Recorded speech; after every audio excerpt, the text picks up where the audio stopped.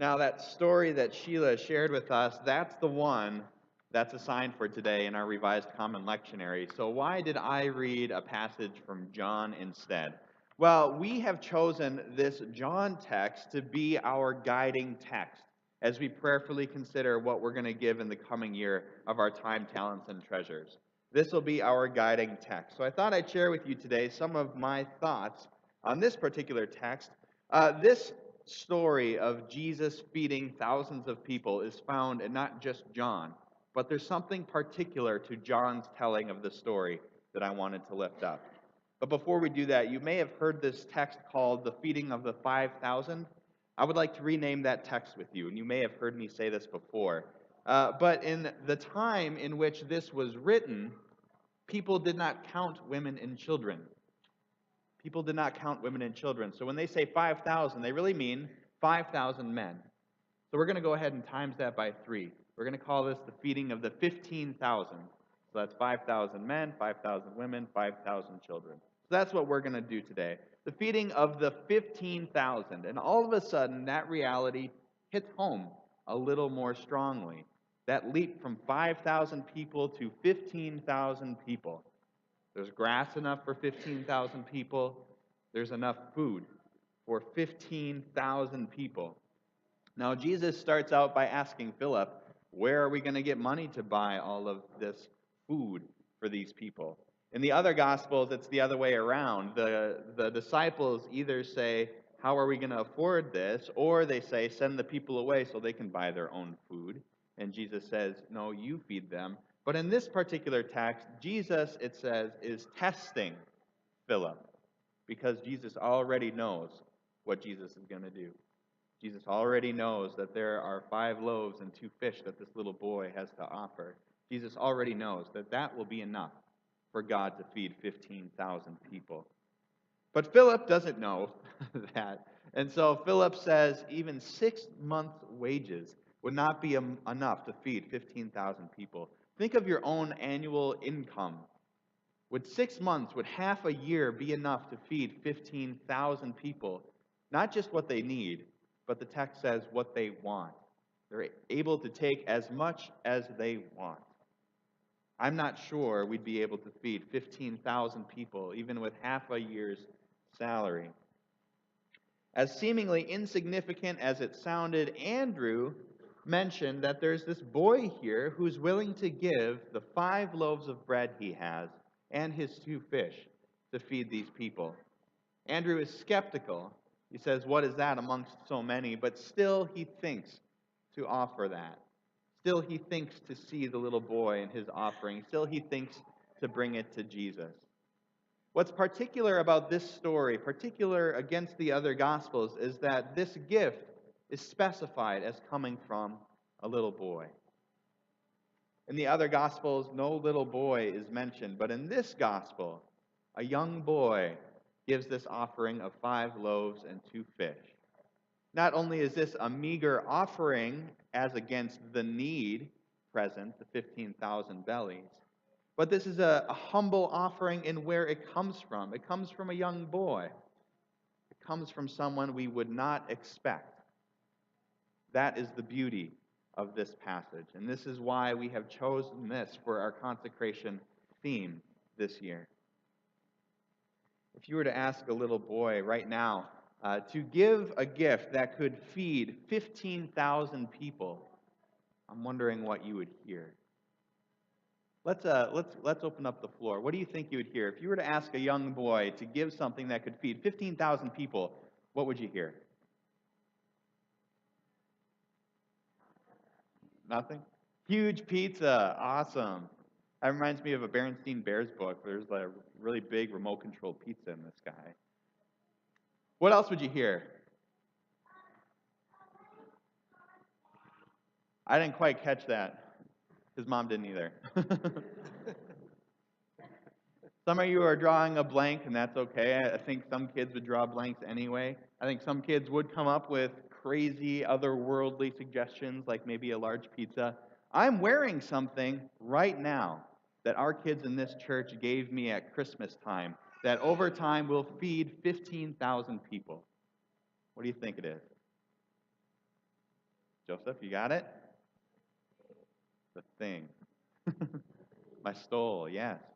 I was given this for Christmas. You can see on it are a bunch of little kids from all over the world, of all different cultures and races and ethnicities. This is my stole. And over many years, this will feed 15,000 people and more. Think of how many times I have worn this stole already as I have presided over communion and have distributed Christ's feast to people. Christ's feast of mercy and grace and inclusion. Think about 50 years from now. How often will I have worn this stole to preside over communion or to baptize a child of God in the waters of baptism? God can do wonderful, huge things with the smallest, meagerest, humblest of gifts. And that's why every Sunday when we take our offering, that concludes with not only your financial offering coming forward, but the offering of the elements, the bread and the wine. Our ushers bring that forward because that is our offering today. God takes something that is ordinary and turns it into something that is extraordinary.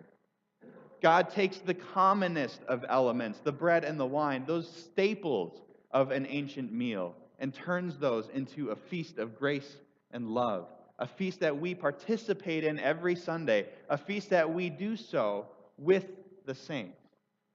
It is the same meal that we participate in that our sisters and brethren in El Salvador will participate in roughly about the same time we do today. How about our sisters and brothers in Africa or in Asia or in Canada or right down the road here in Mahomet? Christ is present at all of those meals, and Christ is feeding so many people today, all with that meager offering of bread and wine. As you consider what you can give of your time, talents, and treasures, not only this year or next year, but in general, in your vocation, in your job, as a student, as a family member, know that God can do extraordinary things from our ordinary offerings. No matter how humble we seem, no matter how great the need, God can do amazing things through you.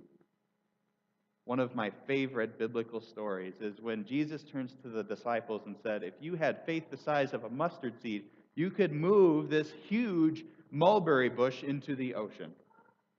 You may have heard mountain. There's different gospels. I don't think Jesus was trying to condemn them and say, oh, I wish you had more faith. I think Jesus was telling them that no matter how big their faith is, God can do amazing and huge things with that faith.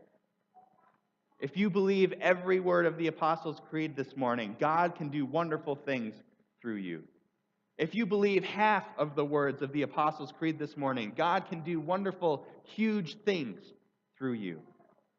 If you but have a gut feeling that hunger in the world is wrong, God can do wonderful, huge things through you. Our faith is a gift. Our faith is a gift, and it asks us to act. It asks us to give of ourselves. It asks us to give to those who have none. It asks us to respond to a world in need.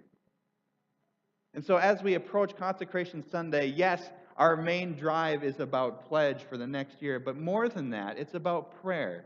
It's about taking some intentional time to sit down to catalog your time, talents, and treasures, to catalog what needs you feel called to respond to, and to make a plan to respond. Sometimes the world is so busy, and sometimes the needs are so great, it can feel overwhelming to respond. Whether that's here or in your workplace or at your school or at a nonprofit where you volunteer, the needs are huge, and the needs are bigger than ourselves. But the needs are not bigger than God. The need is not bigger than God. No matter what you can give, know that it does good. Know that God does good through your offering. Whether that's here or elsewhere, whether it's your time, your talents, or your treasures, God does wonderful things with what you can give. And sometimes we need big, crazy ideas like a giant pizza in the sky to feed everyone. Sometimes we're afraid to dream big because the need is so big. Sometimes we're afraid to dream big because our offering seems so small in comparison to the big thing that we would need to solve the problem. But always remember that God is bigger than the need. God is more wholesome than the brokenness. God sustains us, and God calls the church to sustain the world when it is in need.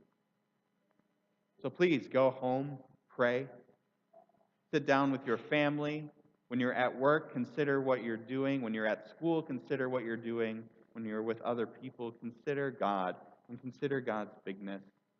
And consider your own self. As humble and as meager as you may seem, God can do huge, amazing things with you and feed thousands of people. Amen.